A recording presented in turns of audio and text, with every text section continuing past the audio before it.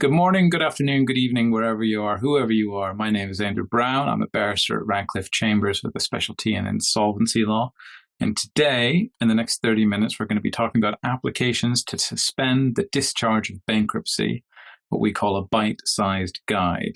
I will be your guide through this joyous occasion. What we're going to do is we're going to go through a number of elements of suspension for discharge. I've set out a plan of action on the slides to tell you what we're going to do. First, we're just going to do a quick recap to talk about what are the negative aspects of bankruptcy and why one would necessarily, as a trustee in bankruptcy, want to discharge or suspend discharge, and why a bankrupt might want discharge from bankruptcy. We're going to talk about the purposes behind that. We're going to talk about the actual applications themselves. What are the grounds for seeking a suspension for discharge? Who has the standing to seek a suspension? How the court might approach any applications. Does it have a discretion? Are there mandatory grounds? All of these things we'll cover.